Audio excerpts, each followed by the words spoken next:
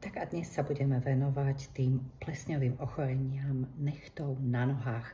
Častejšie postihujú mužov ako ženy, častejšie sú v vyššom veku, častejšie sú u ľudí, ktorí trpia cukrovkou, prípadne u ľudí, ktorí sa málo pohybujú. Spôsobujú to kvasinky, huby a plesne.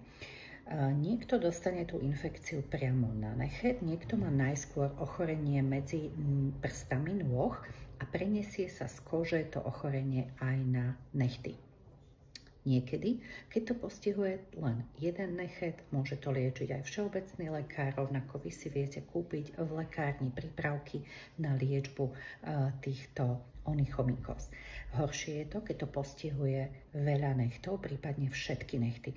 To už patrí naozaj do liečby kožného lekára, pričom tá liečba nie je len lokálna, ale aj systémová.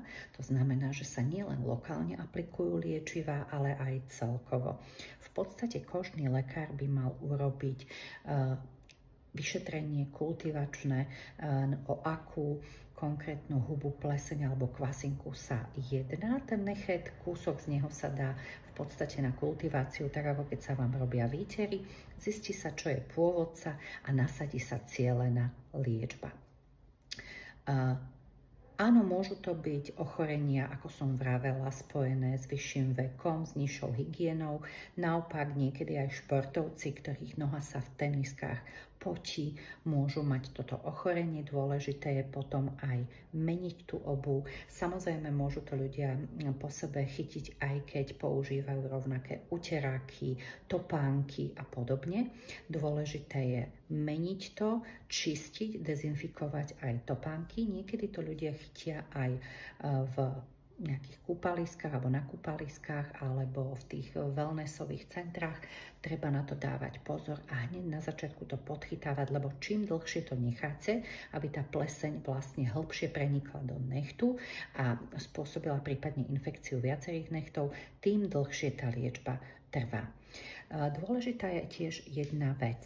Keď máte postihnutý ten nechet a nanášate na to či už spreje alebo rôzne krémy protiplesňové, najskôr prosím zoberte pilník.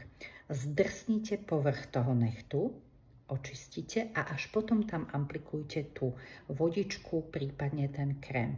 Lebo tým, že to zdrsníte, tak sa naruší povrch toho nechtu a hĺbšie dnu prenikne aj ten krém, aj tá vodička.